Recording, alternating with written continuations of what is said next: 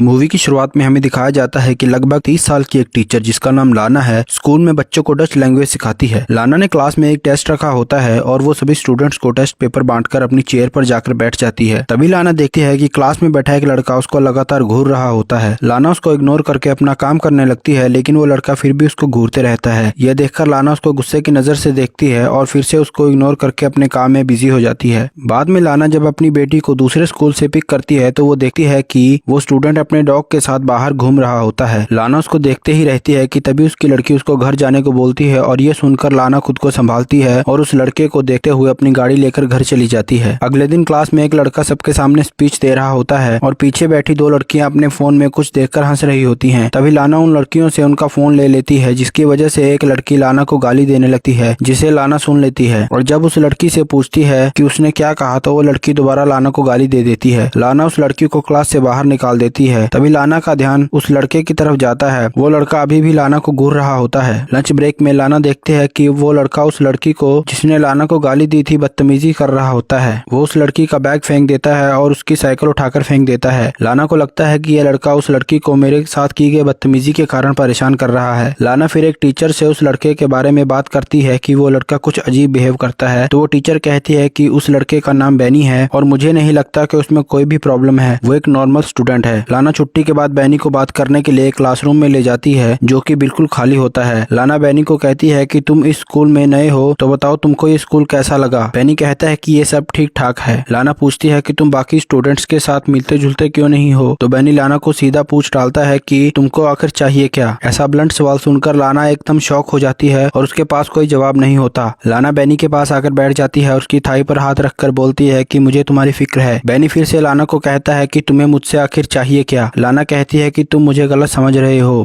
मैं as a teacher तुम्हें help करना चाहती हूँ। बैनी हंसने लगता है और दोबारा लाना को कहता है कि तुमको मुझसे चाहिए क्या। लाना को जब लगता है कि बैनी को वो नहीं समझा पा रही है तो वो वहाँ से उठकर चली जाती है। अगले दिन छुट्टी के बाद क्लासरूम के सारे स्टूडेंट्स चले जाते हैं और लाना भी अपना बैग पैक करने लगती है। जब लाना बाहर जाने लगती है तो वो देखती है कि बैनी का बैग क्लासरूम में ही पड़ा है। लाना उस बैग को उठाती है और आसपास देखकर उसको खोल लेती है। बैनी के बैग में उसकी टी शर्ट होती है जिसको निकालकर लाना सूंघने लगती है। थोड़ी देर बाद लाना उस टी शर्ट को वापस बैनी के बैग में डाल देती है। लाना को लगता है कि उसे ऐसा करते हुए कोई देख रहा है, लेकिन वहाँ उसे कोई दिखाई नहीं देता। लाना वहाँ से घबराकर वॉशरूम में चली जाती है और पानी पीने लगती है। तभी लाना देखती है कि बैनी उसके पीछे ही खड़ा है। बैनी लाना का हाथ पकड़कर उसको छूने लगता है। लाना बैनी की तरफ अट्रैक्ट हो चुकी थी, जिसके कारण वो रेजिस्ट नहीं कर पा रही थी। बैनी जब लाना को लिप पर किस करने लगता है तो लाना को थोड़ा होश आता है और वो बैनी को किस करने से रोक देती है। लाना बैनी को कहती है कि ये सब ठीक नहीं है और ये दोबारा नहीं होना चाहिए। बैनी कहता है कि आखिर प्रॉब्लम क्या है, तुम भी तो ये चाहती हो ना। तो लाना कहती है कि तुम मेरे स्टूडेंट हो और ये बोलकर वो वहाँ से चली जाती है। अगले दिन लाना क्लासरूम में होती है तो वो देखती है कि सभी बच्चे टेस्ट दे रहे होते हैं, लेकिन बैनी उसी को घूर रहा होता है। लाना बैनी को गुस्से भरी नजरों से समझाने की कोशिश करती है, लेकिन बैनी लाना को घूरते रहता है। हारकर लाना को ही अपनी नजरें झुकानी पड़ती हैं। क्लास के बाद बैनी कॉरिडोर में चलते हुए लाना के कंधे से अपना कंधा रगड़ता है और कहता है कि मुझे तुमसे कुछ बात करनी है। लाना बैनी को लेकर एक कोने में चली जाती है और कहती है कि ये सब मत करो, हमारे बीच जो हुआ वो नहीं होना चाहिए था और अब ये सब नहीं होगा। ये बोलकर लाना वहाँ से चली जाती है और बैनी वहीं खड़ा रहता है। स्कूल के बाद जब लाना पार्किंग में अपनी कार लेने जाती है तो वो देखती है कि कार का एक शीशा टूटा हुआ है और डेंट भी पड़े हुए हैं। वो आसपास देखती है लेकिन वहाँ कोई नहीं होता। अगले दिन लाना सभी स्टूडेंट्स को एक टेस्ट पेपर देती है। कुछ स्टूडेंट्स लाना के इस टॉपिक से रिलेटेड सवाल पूछते हैं। बैनी भी लाना से एक सवाल पूछता है कि क्या जॉब पाने के लिए किसी के तलवे भी चाटने पड़ेंगे। ये बात सुनकर क्लास के सभी स्टूडेंट्स हंसने लगते हैं। क्लास का माहौल खराब होते देख लाना बैनी का बैग उठा के क्लासरूम से बाहर फेंक देती है और उसको बाहर जाने को बोलती है। बैनी को लाना की बात से कोई फर्क नहीं पड़ता और वो लाना को घूरते रहता है। आखिर में लाना ही क्लासरूम छोड़कर बाहर चली जाती है। अगले दिन लाना अपनी बेटी को पढ़ा रही होती है, तभी फोन की रिंग बजती है। लाना फोन उठाती है लेकिन सामने से कोई बात नहीं करता। लाना फोन रख देती है। वो दोबारा अपनी बेटी को पढ़ाने के लिए जाने लगती है, तभी फिर से फोन बजता है। उसको पता चल जाता है कि ये सब बैनी कर रहा है। वो बहुत डर जाती है और फोन के रिसीवर को नीचे ही रख देती है। लाना जब स्कूल जाती है तो क्लासरूम के बाहर से वो देखती है कि बैनी अंदर बैठा है। लाना उसको देखकर घबरा जाती है और उसका डर उसको क्लासरूम में नहीं जाने देता और वो स्कूल से छुट्टी ले लेती है और अपनी बेटी और हस्बैंड के साथ टाइम स्पेंड करने लगती है। एक दिन लाना एक आर्ट गैलरी में चली जाती है। आर्ट गैलरी में बहुत ही कम लोग होते हैं। लाना एक आर्ट को देख रही होती है, तभी उसको लगता है कि बैनी उसके पीछे खड़ा है। लाना पीछे मुड़कर देखती है तो बैनी सच में उसके पीछे खड़ा होता है। लाना बैनी को देखकर घबरा जाती है और वहाँ से जाने लगती है। बैनी लाना के पीछे पीछे चलने लगता है। लाना बैनी से इतना डर चुकी थी कि उसको फेस भी नहीं कर पा रही थी।